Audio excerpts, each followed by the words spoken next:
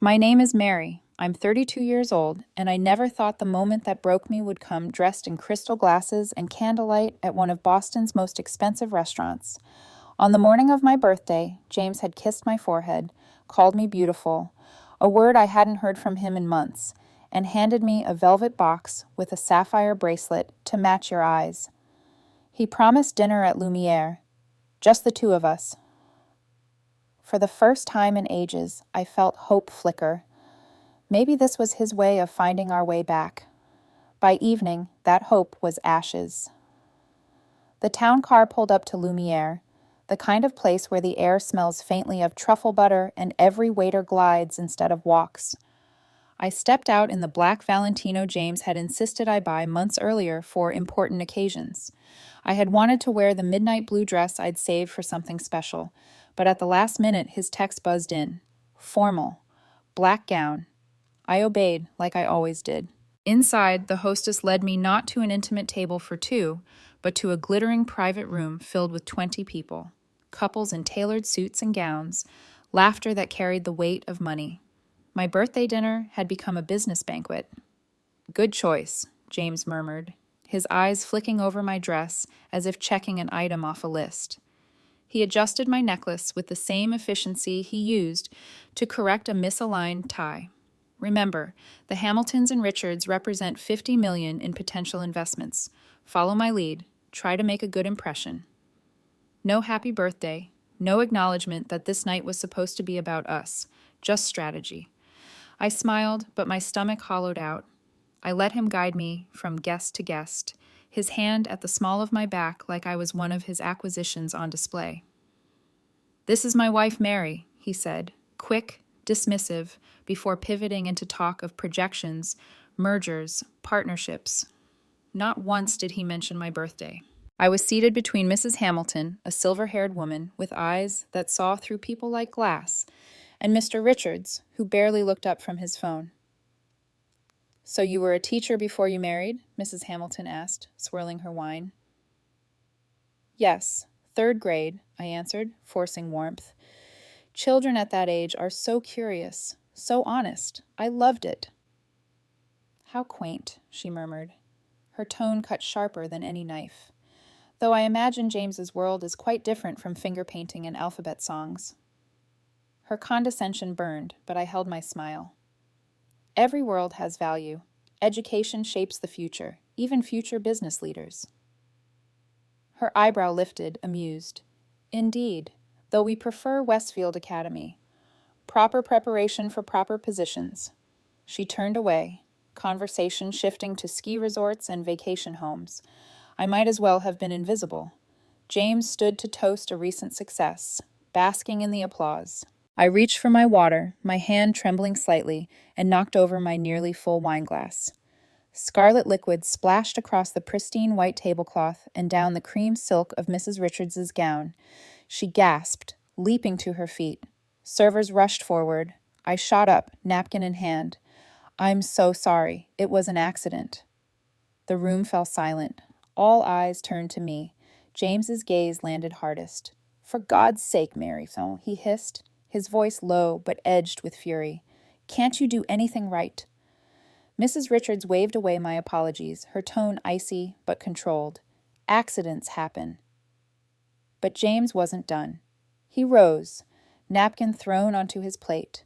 His voice, sharp as glass, carried across the table. This is exactly what I've been dealing with, an absolute disgrace. The words hit me like blows. I froze, humiliation scorching my skin. James, I whispered, praying he'd stop. He ignored me, turning to the table instead. I apologize for my wife's behavior. Some people simply cannot adapt to certain standards, no matter how much guidance they receive. Mr. Calloway, the eldest guest, shifted uncomfortably. Perhaps we should move on. Accidents happen to everyone. But James's facade had cracked. His voice grew louder, crueler. No, this is a pattern. I've done everything to help her fit in, but you can't turn a public school teacher into someone worthy of this company. The tears burned, but I refused to let them fall. Not here, not in front of these people. I think I should leave, I said quietly, clutching my purse. Yes, you should, James snapped. You've done enough damage. I stood, my legs shaking, and walked toward the door. The silence was suffocating, broken only by the scrape of chairs. James's final blow followed me like a lash. A woman like you should be grateful I even looked your way. Remember that before you embarrass yourself further. 20 pairs of eyes bored into my back as I left the room. In the empty corridor, the glitter and laughter stayed behind, but the words clung like smoke. The manager approached hesitantly, his name tag glinting. Antonio. Mrs. Alexander, he said softly, your party has departed, but... He hesitated, visibly uncomfortable, before handing me a leather folder. Inside, the bill, $5,372. Every item detailed. Wines that cost more than my monthly salary back when I taught, steaks flown in from overseas, desserts plated like art. I stared at the number, humiliation turning into something else, something colder, sharper. Antonio's voice broke through. Would you like to make a phone call? We have a private office. I nodded numbly, following him. In the small room, I sat heavily in the leather chair. My hand trembled around the bill, but my mind was strangely calm. This wasn't just humiliation. It was revelation. The life I'd been desperately trying to hold together had just revealed itself for what it was, a cage. I pulled out my phone and scrolled to a contact I hadn't dialed in over a year. Linda Shapiro, I breathed when she answered. Mary? Oh my God, it's been forever. Are you all right? I steadied my voice. No, and yes. Linda, I think my marriage is over, and I need to know what my options are. There was silence. Then the lawyer in her clicked on. Do you have any money that's solely yours? I thought of my small tutoring account. Some. Hidden. Good. That's our starting point. Pay the bill with the joint card. Get the itemized receipt. And Mary? Document everything. Tonight isn't an ending. It's evidence. As she spoke, I glanced at the corner of the room where a red light blinked on a security camera. Evidence indeed. By the time I hung up, something inside me had shifted. The trembling stopped. My breathing slowed. Antonio returned with water, his voice lowered, almost conspiratorial. You're not the first, Mr. Alexander has made quite a reputation with us, demanding, cruel to staff. Tonight, only the mask slipped in front of others. I met his eyes, and for the first time that night, someone looked at me with something other than disdain. Sympathy. Maybe even respect. Thank you, I whispered. I paid with the joint platinum card, tucking the signed receipt into my purse like a weapon. As I left Lumiere, stepping into the cool Boston night, the weight pressing on me all year felt strangely lighter. James thought he'd broken me. What he didn't know was that he had just set me free. People often ask how I didn't see it sooner. How could I marry a man who would one day humiliate me in front of a room full of strangers? The truth is, James wasn't always like that. Or maybe he was, but he knew exactly how to wrap his sharp edges in silk when we first met. 3 years earlier, our worlds collided at a charity auction. I was still a third-grade teacher at Lakeside Elementary, trying to raise funds for playground equipment. He walked in wearing a navy suit that looked like it had been stitched directly onto him, a quiet confidence radiating from his every move. When he bid $10,000 on a messy but heartfelt painting my class had made, the whole room erupted. Afterward, he sought me out. The real value, he said, handing me his card, isn't in the painting. It's in your dedication to them. His smile was warm, his gaze steady. He made me feel seen. We started dating soon after. Our first dinner was at a small Italian place with checkered tablecloths. I told him stories about my students, how shy little Eric had finally read aloud in class, how Emma had drawn a solar system with cats as planets. James laughed, charmed, squeezing my hand across the table. You're refreshingly real. Everyone in my world is calculating. You're different. 8 months later, on a yacht in Boston Harbor, he proposed. The ring sparkled so bright it nearly blinded me, but it was his speech that sealed my yes.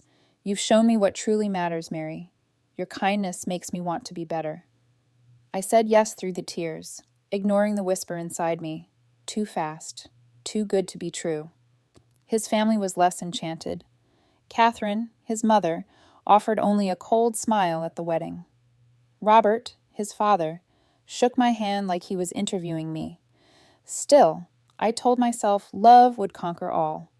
The first cracks appeared like hairline fractures in porcelain, easy to dismiss. 2 months into our marriage, he glanced at my favorite floral dress before a business dinner. Maybe wear the blue one I bought you. It's more sophisticated. I changed. At the dinner, when I reached for the wrong fork, he nudged my hand and whispered which to use. I laughed it off, thinking he was being helpful, but the suggestions kept coming. A stylist appeared with racks of clothes. He winced when I said gonna instead of going to. At gatherings, he interrupted me when I talked about teaching. Mary has such a big heart, he'd say smoothly, steering the conversation back to stocks or mergers. Piece by piece, I adjusted. I thought I was compromising for the sake of love. In reality, I was fading. Sarah and Maya, my best friends, noticed. At a rare coffee meetup, Sarah tilted her head. You hardly talk about your students anymore. James thinks it's boring for people, I explained too quickly. Maya's eyes narrowed. Since when do you care what's boring to random rich people? Teaching's your passion. I bristled, defensive. Love conquers all. James loves the real me. But even as I said it, I knew I was lying. To them and to myself. Our apartment downtown gave way to a sprawling 5-bedroom colonial in Brookline once James made partner. The house was a museum. Manicured gardens, curated art, sterile perfection. I'd wander its halls after James left for work, my footsteps echoing. Maria, the housekeeper, came 3 days a week, offering polite smiles. She once hesitated before saying gently, Mrs. Alexander, maybe join a charity committee? The ladies here often volunteer. I tried. I went to a hospital fundraising group, but their conversations floated above me. Yachts, private schools, ski lodges. When I mentioned teaching at a public school, their eyes glazed over. At social dinners, James introduced me, then forgot me. I stood at the periphery of conversations, smiling until my face ached, nodding at jokes I didn't get. Once, when I tried to share a story about a student, he cut me off with a patronizing laugh. She's still learning about the industry, he said, patting my hand. At home, the control deepened. You don't need to work, he suggested.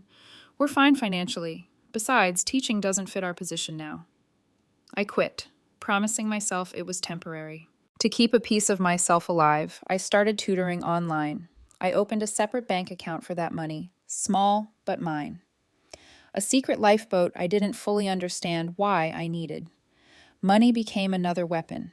He merged our accounts for simplicity, then insisted on handling bills since it's my expertise.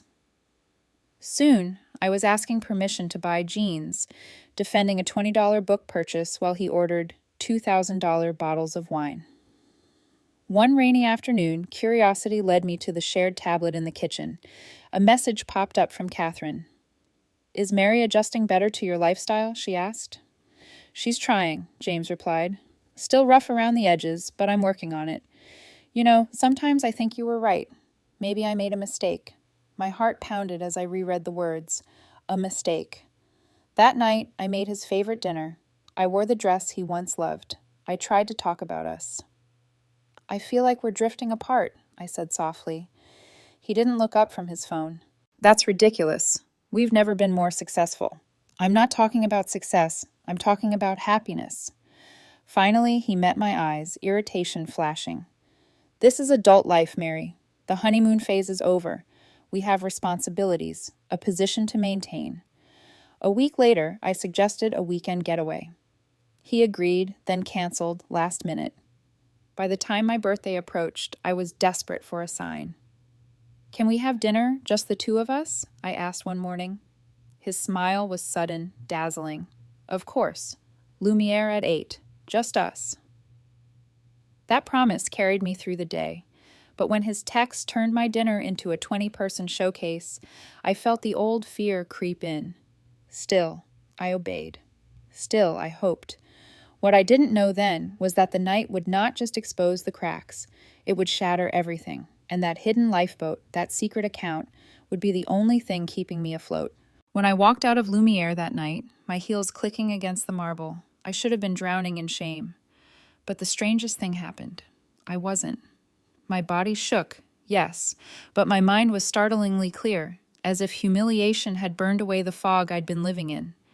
The chauffeur James had arranged was still waiting outside. He opened the door with a polite smile, unaware of the spectacle I'd just left behind. I slid into the leather seat and stared at my reflection in the dark window as the car pulled away. The bracelet on my wrist sparkled, mocking me. By the time we reached the house, I had made my decision. I wasn't going to beg, explain, or forgive. I was going to leave. Inside, the colonial mansion was silent, its perfect decor suddenly looking more like a stage set than a home. I moved quickly, my resolve hardening with each step. Birth certificate, passport, social security card. I tucked them into my bag. From the dresser, I gathered the few pieces of jewelry that had belonged to my grandmother, one of the only things that felt like mine. In the office, I photographed every financial statement I could find, investment portfolios, property deeds. Then, in a locked drawer, I found something I hadn't expected, the prenuptial agreement. I remembered signing it during the whirlwind weeks of wedding planning, when I barely understood what it said. Tonight, I looked closer. Every clause protected his assets. My name was an afterthought. Beneath it, I found another shock. A record of a temporary loan taken from my grandfather's inheritance, money I'd kept in a modest account for years. He'd drained it without asking. My stomach twisted, but instead of despair, I felt steel in my spine. This wasn't just control, it was theft. On the nightstand in our bedroom, I slipped off my engagement and wedding rings and placed them carefully on a folded note. You're right, I should be grateful. Grateful that I now see clearly. I zipped my bag, walked out, and didn't look back. At Sarah's apartment, she opened the door in pajamas, eyes widening. Mary, what happened? I need a place to stay, I said simply. Her arms went around me without another word. Always. I slept that night like a fugitive, my phone buzzing endlessly on the nightstand. Missed calls, texts from James shifting from rage to pleading. You embarrassed me. You have no right. Come home. I'm sorry. Please, don't do this. If you don't return, there will be consequences. The word consequences tightened my chest, but I didn't reply. At dawn, Sarah poured me coffee as I dialed Linda. She answered on the second ring. Tell me everything. For the next 20 minutes, I laid it all out. The humiliation at Lumiere, the financial control, the inheritance. Linda's pen scratched across her notepad as she listened. First things first, she said firmly. You have that tutoring account, right? Money only you control? Yes, a little over 11,000. Good. That's your lifeline. Next, I need documentation. The receipts, the statements, the prenup photos, everything. And you'll want witnesses. Did anyone at the restaurant see what happened? Everyone, I whispered, including the staff. Linda's voice sharpened. Then you're not just leaving him, Mary. You're building a case. That afternoon, I returned to Lumiere. Antonio greeted me with a hesitant smile. Mrs. Alexander, call me Mary, I interrupted.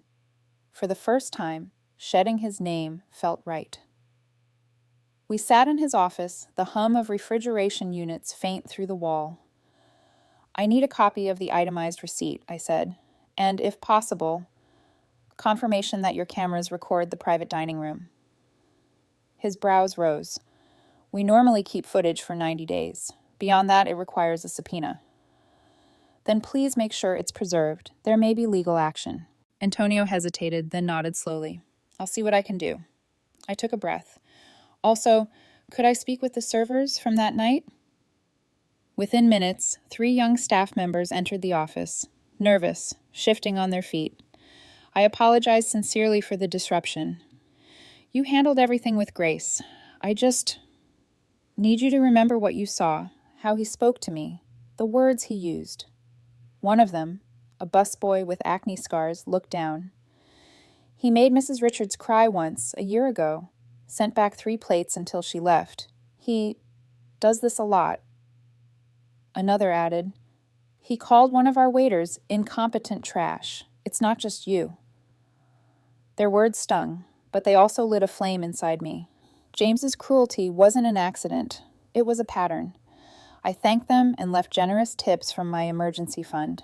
If anyone asks, please be honest about what happened. It matters more than you know.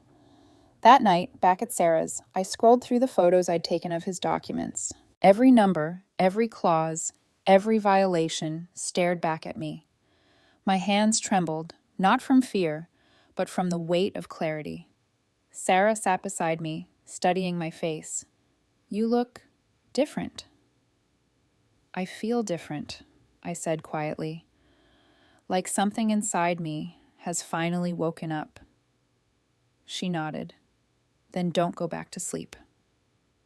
For the first time in years, I smiled without forcing it. But even in that fragile peace, danger pressed at the edges.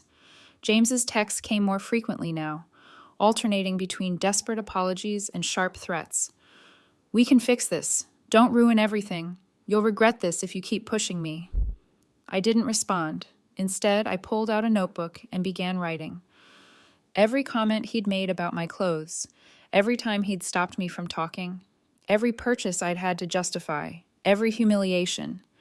By midnight, my hand cramped, but the pages filled. Linda had been right. This wasn't an ending. It was evidence. And if James thought abandoning me with a $5,000 bill was his final word, he was wrong. It was only the beginning. Morning light spilled through Sarah's blinds, turning her living room into stripes of gold. I sat at the kitchen table with coffee cooling in my hands, the notebook of scribbled evidence open in front of me. For the first time in years, I wasn't just surviving, I was planning. At 9 sharp, Sarah drove me downtown to Linda's office. The law firm occupied the 10th floor of a glass tower, its lobby all marble and quiet power. I hadn't stepped into a place like this since my wedding planning days, when James had whisked me through contracts I barely read. Today, I was walking in on my own terms. Linda met me with a hug that was brief but grounding. Then she transformed into the lawyer I remembered, sharp, focused, already flipping open a yellow legal pad. Let's establish the facts, she said. We've got public humiliation, financial control, and misappropriation of inheritance. That's more than enough to build a strong case. Massachusetts is an equitable distribution state. The prenup complicates things, but it isn't ironclad. I slid the photographs of the prenup across her desk. Linda scanned quickly, her mouth tightening. Did you have independent counsel when you signed this? No, I admitted. His lawyer drafted it. James told me it was a formality. We signed 2 days before the wedding. She tapped her pen against the page. That timing works in our favor. Courts don't like rushed agreements without fair disclosure. At the very least, it weakens its enforceability.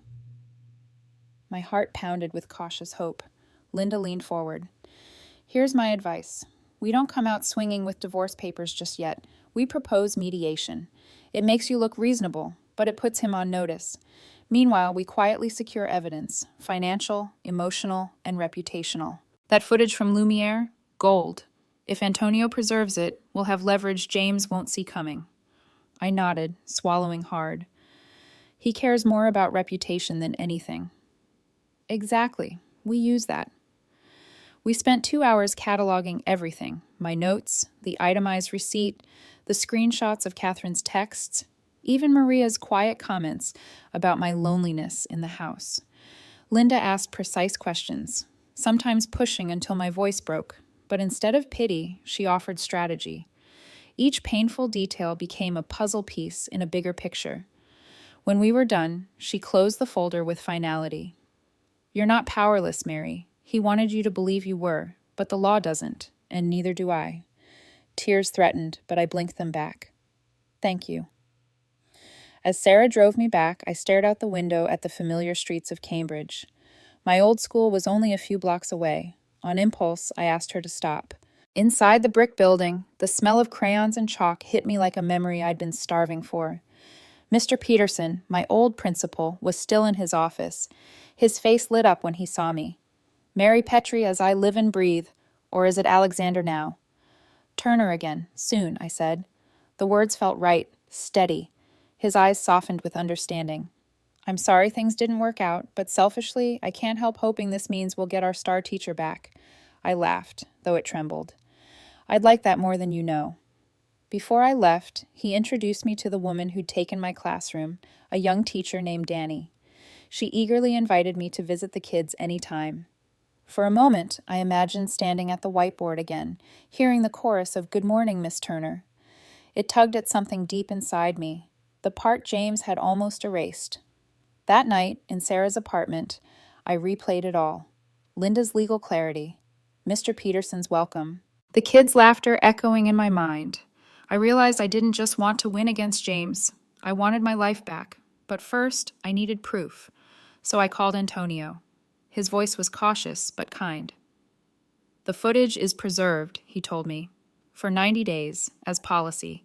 Beyond that, we'd need a subpoena. Relief flooded me. That's enough. Just don't let it vanish.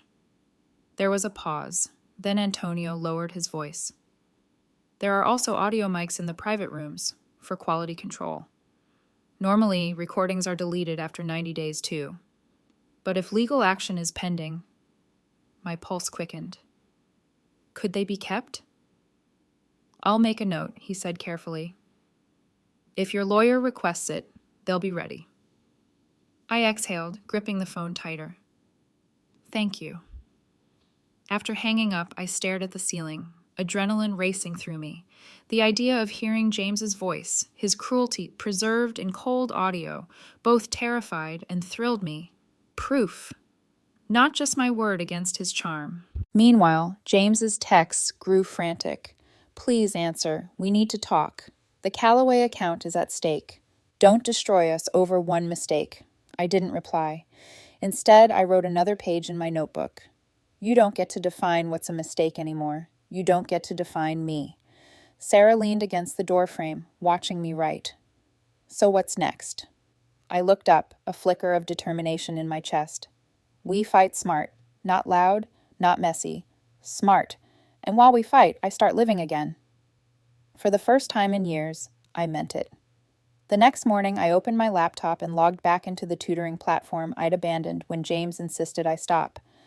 My inbox was filled with messages from parents still asking if I was available. One even wrote, "My son only made progress with you. Please consider coming back." I smiled through tears as I typed my reply. Yes, I'm available. That night, with Sarah asleep in the next room, I sat by the window and opened a blank document. Words spilled out, my story, my anger, my shame, my awakening. I didn't know what I would do with it yet, but writing it made me feel stronger, less invisible. Outside, the city lights blurred into gold and silver. Inside, I was building something James could never control, my own narrative. And as the cursor blinked at the end of my sentence, I realized this wasn't just about leaving him. It was about choosing the front line I'd been too afraid to stand on before. This time, I wouldn't back down. The conference room smelled faintly of polished wood and power. A long mahogany table gleamed beneath a chandelier, every chair perfectly aligned. I sat at one end, Linda beside me, her legal pad open and pen poised like a weapon. Across from us, James walked in with his attorney, Martin Wheeler, a silver-haired man whose eyes missed nothing. James looked smaller. His hair was mussed, his jaw shadowed, the perfect navy suit slightly wrinkled. He attempted a smile when his eyes met mine. Mary. His voice was soft, almost pleading. I'm so sorry, about Lumiere, about everything. I was drunk, stressed about the Callaway account. It didn't mean anything. I kept my face neutral. Linda interjected smoothly. Let's keep this professional. Martin cleared his throat. My client would like to resolve this amicably. The prenuptial agreement is clear, but Mr. Alexander is prepared to offer additional considerations. Generous support while Ms. Turner transitions back to independence. Generous. I almost laughed. Linda's smile was razor thin. We're not here to renegotiate the prenup. We're here to discuss misappropriation of Ms. Turner's inheritance, her systematic financial control, and the emotional abuse culminating in public humiliation. We're also aware of recordings and multiple witnesses. James stiffened. That's absurd. I gave her everything, a home, security, opportunities, and she repays me with this? I finally spoke, my voice steady. You gave me cages, James. Golden cages, but cages nonetheless. His cheeks flushed. You're twisting it. Linda leaned forward, her tone calm but lethal. We have the Lumiere footage. Clear audio of you calling her a disgrace. And, let me quote directly, a woman like you should be grateful I even looked your way. Shall I request the recording to be played here? For the first time, I saw fear flicker in his eyes. Martin shifted uncomfortably. That won't be necessary. But Linda pressed. And then there's the matter of her grandfather's inheritance. Records show a transfer without consent. That's misappropriation. Courts don't take kindly to theft. James turned on me, his voice low, desperate. Mary, come on. We can work this out privately. Why are you doing this? I met his gaze without flinching. Because you taught me to disappear, and now I've remembered how to exist. Silence crackled. Martin broke it, his voice carefully measured. Perhaps we should take a recess. Linda didn't move. There's nothing to recess. Either your client acknowledges wrongdoing and negotiates fairly, or we move forward. The press will be fascinated to hear how a rising partner at one of Boston's most prestigious firms treated his wife. James's mask slipped, his jaw tightened, and his voice rose. You wouldn't dare make this public. Think about my reputation, my career. I leaned in slightly. I am thinking about it. That's why I haven't already. The color drained from his face. For a moment, he looked like a boy caught in a lie, stripped of the charm and confidence that had always protected him. Martin cleared his throat again, clearly rattled. We'll need time to review and confer. Linda nodded once. Do that. But understand this. We're not bluffing. We have evidence, witnesses, and the will to use them. Come back with something fair, or we proceed to court. The meeting adjourned. Chairs scraped back, papers shuffled. As Linda packed her notes, James stepped toward me. You've changed, he said quietly, disbelief lacing his words. You used to look at me like I was everything. I removed his hand from the back of my chair. No, James, I used to look at you like I was nothing without you. That's the difference. Linda and I walked out together, the heavy glass doors closing behind us. In the elevator, I finally exhaled, my hands trembling. You were brilliant, Linda said softly. I shook my head. I was terrified. She smiled. That's what courage is. Outside, Boston buzzed with its usual weekday rhythm. But to me, the air felt sharper, brighter, like I'd stepped into a world I hadn't belonged to in years. For the first time since leaving Lumiere, I believed I could win. That night, Sarah poured us both glasses of wine at her kitchen table. So, how did it go? I told her everything, the recordings, James's panic, Linda's precision. Sarah's eyes gleamed. I wish I could have seen his face. I laughed, surprised by how light it sounded. For once, he didn't control the room. We clinked glasses, the sound ringing like a promise. Later, alone in the guest room, I scrolled through my tutoring platform again. New requests had poured in. Parents wanted me back. Students remembered me. I realized something profound. I wasn't just leaving James. I was returning to myself. But even as hope bloomed, a new message pinged onto my phone. This time not from James, but from a blocked number. Careful. Some things are better left buried.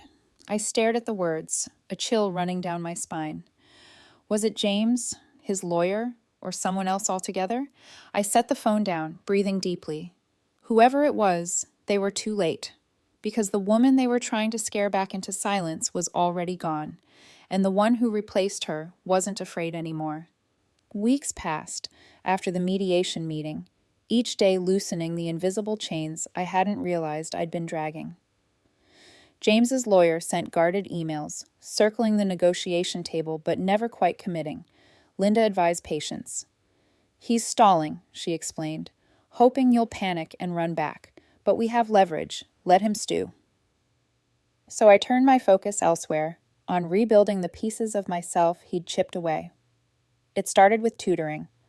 I set up my laptop in Sarah's sunlit kitchen, nervous on the first video call. My student, a shy 10-year-old named Kayla, grinned the moment she saw me. "Miss Turner, my mom said you were gone, but now you're back." The words cracked something open inside me. Teaching wasn't just what I did. It was who I was. By the end of that hour, as Kayla sounded out a tricky passage with confidence, I felt lighter than I had in months. Soon my calendar filled with sessions. Each parent thanked me profusely. Each child greeted me like an old friend. The small account I'd once hidden now grew steadily, not enough to rival James's fortune, but enough to remind me I could survive on my own. But it wasn't only about money. It was about reclaiming the joy he'd convinced me wasn't important. One afternoon, I gathered the courage to walk back into Lakeside Elementary. The school hadn't changed much. The bulletin boards, the scuffed linoleum floors, the laughter echoing down the halls. Mr. Peterson gave me a tour, introducing me to new teachers.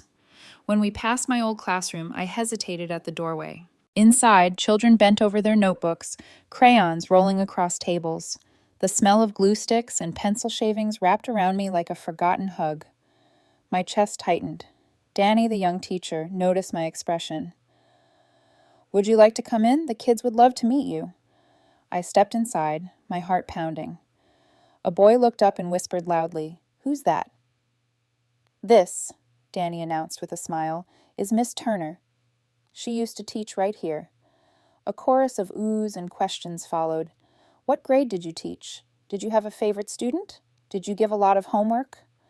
I laughed, answering each one. For those few minutes, I felt alive again, seen not as James's accessory, but as myself. Later, as I left the school, Mr. Peterson caught my arm. "You belong here, Mary. Don't forget that." That night, I opened a blank document on my laptop. Words poured out, unfiltered. My story, my lessons, my regrets. Writing felt like stitching myself back together. At first, it was just journaling. But slowly I realized I wanted to share, to reach others who might be trapped in cages like mine. So I created a blog, Reclaiming Yourself. I posted under a pseudonym, careful never to mention names, but honest about the patterns: financial control, isolation, humiliation. To my surprise, readers found me quickly. Comments appeared. "I thought I was crazy until I read this. You've put words to something I couldn't explain. Thank you." Every notification felt like proof that my pain wasn't wasted. And then there was Antonio. He called one evening, his voice tentative. "Forgive me if this is inappropriate, but I wanted to make sure you're all right. After that night at Lumiere, I worried." His concern startled me. James had never asked if I was all right unless it reflected on him. "I'm doing better," I admitted. "Better than I thought I would." "That's good to hear." A pause. "You know, I live in Cambridge. If you ever need restaurant recommendations, or just coffee, let me know." It was innocent, casual, but his kindness lingered long after I hung up. A week later, we ran into each other at a coffee shop near Harvard Square. He was carrying a stack of textbooks, his hair mussed from the wind. "Master's program," he explained with a grin. "Hospitality management. Keeps me busy." We sat together, sipping lattes, swapping stories. He asked about my students, actually listening as I described Kayla's progress or Emma's shyness. Unlike James, who'd once silenced me mid-sentence, Antonio leaned in, genuinely curious. When I mentioned the blog, his eyes lit up. "That's brave. Turning pain into something that helps others? That's real strength." I felt my cheeks warm, unaccustomed to being seen in that way. After that, we exchanged numbers. What started as the occasional text, restaurant tips, book recommendations, grew into longer conversations about family, goals, the kind of lives we wanted. He never pressed, never demanded, just listened. Meanwhile, rumors trickled in about James. The Callaway account had slipped through his fingers after that disastrous dinner. Other clients were uneasy, whispers of unprofessional conduct circulating in the firm's corridors. I felt no triumph, only a quiet acknowledgement. Actions have consequences. Still, I couldn't ignore the blocked message I'd received after mediation. Careful. Some things are better left buried. The words haunted me in quiet moments. Was it James, lashing out? Someone from his firm? I didn't know. But instead of frightening me back into silence, it fueled my determination to speak louder, in my writing, in my teaching, in my life. One Sunday morning, Sarah and Maya joined me for brunch. Over mimosas, Maya leaned back, studying me. You laugh differently now, she said. Louder, Sarah added, like you're not afraid to take up space. I smiled. They were right. For years, I'd made myself smaller to fit into James's world. Now I was expanding again, filling my own. That night, as I closed my laptop after finishing a new blog post, I felt a calmness settle in. Not everything was fixed. The negotiations weren't over. My future wasn't mapped. But for the first time in a long time, I was no longer waiting for someone else to tell me who I was. I already knew. 2 weeks after mediation, James finally blinked. Linda received an email from Martin Wheeler requesting another meeting. He's cornered, she said, her tone calm but satisfied. The Callaway account's collapse hit harder than expected. His reputation is wobbling. He can't afford a public trial. I nodded, my heart steady in a way it hadn't been before. So this is where he decides whether to cling or cut loose. The settlement discussions moved faster than I anticipated. James agreed to return my inheritance with interest, to provide a fair financial settlement acknowledging my contributions, and, most surprisingly, to transfer ownership of a small Cambridge property. Linda explained it was a strategic move. He wants to look generous, not desperate. And property is tangible. It helps frame this as a dignified exit rather than a loss. I accepted. Not out of greed, but necessity. The Cambridge building would give me stability, a foundation from which to rebuild. But there was one point I refused: confidentiality. Martin pushed for it repeatedly, sliding draft after draft across the table. Surely we can agree her story doesn't leave this room. Linda's voice was icy. She will not be silenced. Not by contract, not by guilt. She has the right to speak her truth. I added quietly, I'm not asking for revenge. I'm asking for freedom. That includes my voice. James stared at me across the table, something like bewilderment flickering in his tired eyes. He looked older than his 38 years. You've changed, he said again. The same words he'd muttered after mediation. No, I corrected gently. I've remembered who I always was. You just never really saw me. The papers were signed a week later. Relief washed over me, not triumph. Closure has a strange taste, half bitter, half sweet. Life in Cambridge began quietly. I moved into the second-floor apartment of the building I now owned. The first night, surrounded by boxes and the hum of traffic outside, I sat on the floor, eating takeout lo mein, grinning at the absurdity of it all. It was mine. Every creaky floorboard, every chipped tile, mine. I filled the space with things James would have sneered at: bright quilts, secondhand bookshelves, plants sprawling in mismatched pots, no designer furniture, no sterile perfection, just color and comfort. My blog grew steadily. Readers sent messages describing their own battles with controlling partners, their gratitude for words that named what they'd felt but couldn't articulate. I responded late into the night, humbled and amazed. In the classroom, I found healing in small moments. One student, Emma, reminded me painfully of myself, shy, hesitant, shrinking at the edges of groups. During her first week, I overheard classmates mocking her thick glasses. After class, I knelt beside her desk. Emma, do you know what I see when I look at you? Her gaze dropped to her sneakers. What? I see someone who notices details others miss. Someone who thinks carefully before speaking. Someone whose kindness will change lives. Her eyes lifted, uncertain but glistening. Really? Really. From then on, she raised her hand more often, her confidence slowly blooming. Watching her stand taller reminded me daily of the power of words, the kind that heal rather than wound. Yet not all voices in my life were encouraging. One evening, an email appeared in my inbox. No greeting, no signature, just, he's not the only one who knows how to bury things. Stop digging. My chest tightened. Was it James again? Someone at his firm? Or Catherine? Linda advised caution, but not fear. It's bluster. They're trying to rattle you. Don't let them. I saved the email anyway, forwarding it to her. Evidence upon evidence. A few nights later, another message arrived, but this one was different. The sender's name made me freeze. Catherine Alexander. Her email was clipped, formal. I trust you are satisfied with your settlement. I warned James this marriage was a mistake from the beginning. Some people simply don't belong in certain circles. I hope you will move on quietly now, for everyone's sake. The words should have cut, but instead they revealed everything. James hadn't created this cruelty alone. He'd inherited it, absorbed it, weaponized it. A generational echo. I didn't reply. Some battles aren't worth the ink. Weeks later, I found myself at brunch with Sarah and Maya, our Sunday ritual. Between laughter and mimosas, Maya asked, "So, do you forgive him?" I considered, swirling my glass. No, but I forgive myself for ignoring the red flags, for shrinking, for staying silent. That's harder than forgiving him. Sarah nodded. That's the forgiveness that matters. One evening, after a long day of teaching, I opened my laptop to check my blog comments. A new message stopped me cold.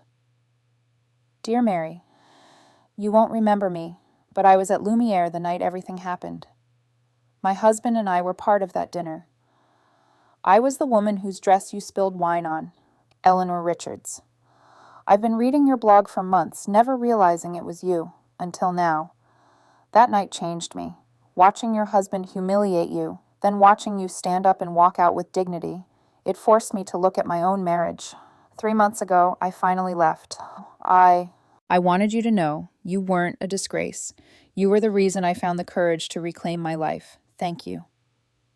I pressed a hand over my mouth, tears flooding my eyes. The night I thought had broken me had also lit a fire in someone else. My humiliation had become her turning point, and in that moment, I understood something profound. Our darkest nights can become someone else's dawn. I read Eleanor Richards' email 3 times before the words fully sank in. You weren't a disgrace. You were the reason I found the courage to reclaim my life. I had replayed that night at Lumiere so many times, usually in shame. The gasps, the whispers, the way James's words sliced me open in front of strangers. I never imagined someone at that same table would see it differently. That my humiliation could become someone else's salvation. I wrote back immediately, my hands trembling over the keyboard. Dear Eleanor, I do remember you. I remember the look in your eyes as I spilled wine across your beautiful dress. I thought I had ruined everything. To hear now that you found strength from that night, I have no words but thank you. You've given me a gift I didn't know I needed. I hit send and sat back, tears spilling freely. For the first time, my suffering felt like it had purpose. Days later, Eleanor replied. Her words painted a picture of a life eerily similar to mine. A controlling husband, years of quiet corrections, a soul shrinking by inches. That night, she wrote, I saw what I could become if I stayed. I saw myself at the edge of disappearing, and then I saw you refuse to vanish. We began exchanging messages regularly, 2 women tied by a single moment of public cruelty and private awakening. She told me about her new apartment, her tentative steps back into painting, the joy of making mistakes without fear of ridicule. Reading her emails was like looking into a mirror that showed not just who I was, but who I could become. Around the same time, my blog gained unexpected traction. One of my posts, The Currency of Control, was shared widely after a women's advocacy group picked it up. Comments flooded in. I thought I was alone. Your words gave me language for the way he handles our finances. I left last week. Thank you. Then came an anonymous message that froze me. We've all seen it. Thank you for standing up. Attached was a screenshot of an internal chat thread from James's firm. Junior associates were whispering about the footage from Lumiere, about the way he detonated in front of clients. One line stood out. His mask slipped. No one trusts him the same way now. My hands shook as I forwarded the message to Linda. She called within minutes. This is bigger than we thought. His reputation isn't just wobbling, it's collapsing. For a flicker of a second, the temptation rose. I had the footage, the audio, the witnesses. If I released it, James's career could implode completely. But then another email from Eleanor arrived, this one raw. I almost sent the footage of my husband's outburst to his board. I wanted revenge, but in the end, I chose peace. Because revenge keeps you tethered to them. Freedom comes when you no longer need to prove anything. Her words lodged deep inside me. I realized the real victory wasn't in torching James's career, it was in living mine. Still, his shadow hadn't vanished. One rainy evening, as I was grading papers, my phone buzzed with another blocked message. Careful. Silence is safer. I stared at it for a long time before deleting it. Whoever was trying to intimidate me didn't understand. The old Mary might have cowered. The new Mary had already chosen her path. Antonio noticed the change in me before I admitted it to myself. We met for coffee one Saturday morning, the cafe windows fogged from the steam of lattes and rain outside. He listened as I told him about Eleanor, about the blog, about the threats. "You carry yourself differently," he said, tilting his head. "When you walked into Lumiere that night, you looked like someone trying not to take up space. Now, you take up the whole room." I laughed, embarrassed. "I don't know if that's good." "It's real," he said simply. "And real is always good." And we fell into easy conversation. Books, films, small joys.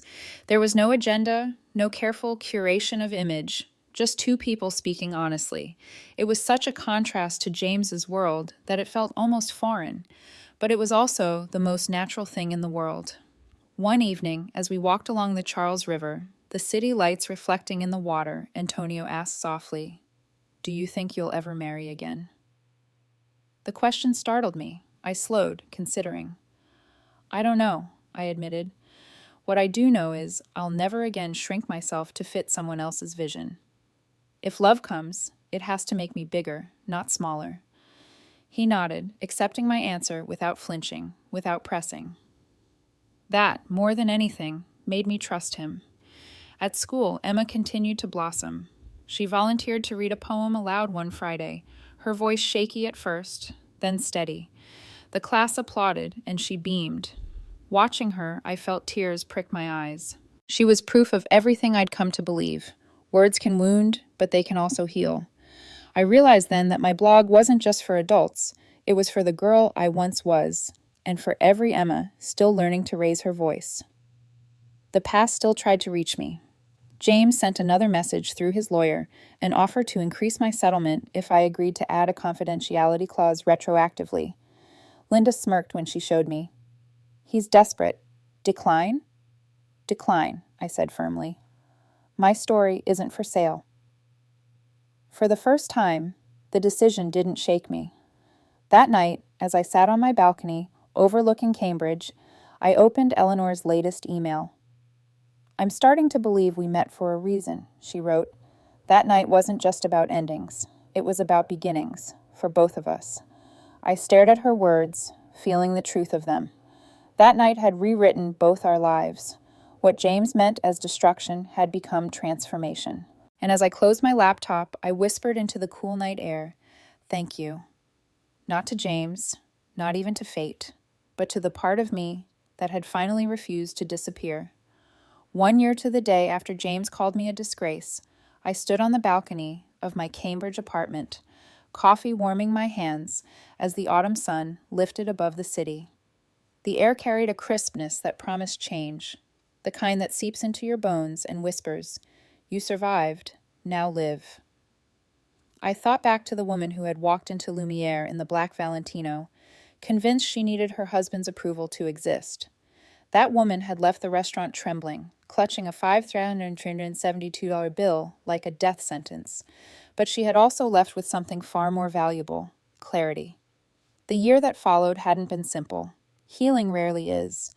There were nights I cried into my pillow, grieving not for James, but for the years I'd lost to shrinking myself. There were mornings I doubted, wondering if I had exaggerated, if maybe all marriages had rough patches. Those thoughts came less often now, but I didn't deny them. They reminded me of how deeply conditioning can run, and how deliberate freedom must be. My classroom had become both sanctuary and stage for my rebirth. 23 third graders greeted me each morning with choruses of "Good morning, Miss Turner," their curiosity, their unfiltered honesty, their unshakable belief that mistakes were just steps in learning. All of it healed me in ways therapy alone never could. On the classroom walls, I posted quotes: "Your voice matters. Kindness is power. Don't let anyone tell you who you are." I watched Emma trace those words with her finger during reading time, her glasses slipping down her nose, and I knew she was beginning to believe them. Each child reminded me that the best way to reclaim myself was to pour encouragement into others before they forgot their worth. My blog, Reclaiming Yourself, had grown beyond anything I imagined. Thousands of readers gathered each week, sharing their stories in the comments. Messages arrived from strangers who felt like kin. "I didn't know financial control was abuse until I read your post. Your words gave me the courage to walk away. I finally told my sister what's been happening to me. She believed me." Some letters broke me open. A woman who used my post to explain her marriage to her teenage daughter. Another who printed my essays to read in secret when her husband left for work. Each message reminded me. My pain had become a bridge. On the personal front, Antonio's presence had grown into something steady but undefined. We shared coffees, walks by the river, dinners that ended with laughter spilling into the night. He never pressed for more than I could give. When I once confessed, "I don't know if I'll ever marry again," he simply shrugged, smiling. "That's okay. Some stories don't need labels to be good." His acceptance was a balm, but what mattered most was that I was no longer defining myself by anyone else's gaze. Whether Antonio became a chapter or a footnote, I was finally the author of my story. Rumors about James reached me occasionally, like distant thunder. His firm had launched a values review, clients whispering about his volatility.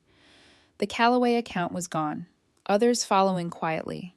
Catherine's name still appeared in society columns, but her smile seemed more brittle than polished. I felt no satisfaction, only inevitability. His downfall wasn't my doing, it was his own reflection catching up. That morning, as I watched the sun crest higher, I reflected on 3 lessons the year had carved into me. First, self-worth isn't negotiable. I had entered my marriage thinking love meant sacrifice, that bending myself into James's mold was proof of devotion. I confused compromise with erasure. Now I understood. Real love expands rather than contracts. Second, strength is often discovered only in crisis. At Lumiere, humiliated and abandoned, I had found a well of courage I didn't know I had. Paying that bill, calling Linda, walking out. It was the moment I stopped waiting for someone to save me and realized I could save myself. Third, forgiveness matters, but not for the person who hurt you. Forgiving James was irrelevant. Forgiving myself, for the years I stayed, the red flags I ignored, the silence I allowed, that was the hardest, most necessary work, and I was still doing it day by day. Later that day, I introduced a new project to my students, care packages for a local women's shelter.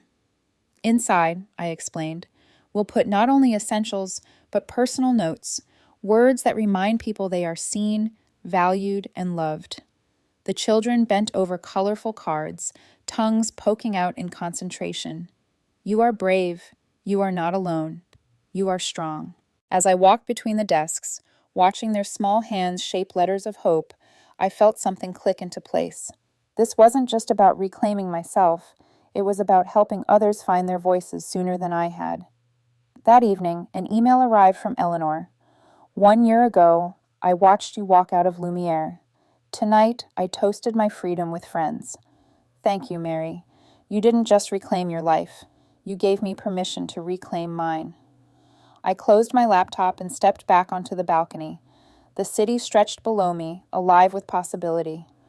For the first time, I didn't feel haunted by the past. I felt propelled by it. I lifted my coffee mug toward the horizon, a private toast. Not to James, not to revenge, but to the woman who had paid a humiliating bill with trembling hands and unknowingly bought her own freedom. The cocoon had cracked. The butterfly had emerged. And as I turned back inside to prepare for another day, teaching, writing, living, I whispered to myself, never again. Never again small. Never again silent.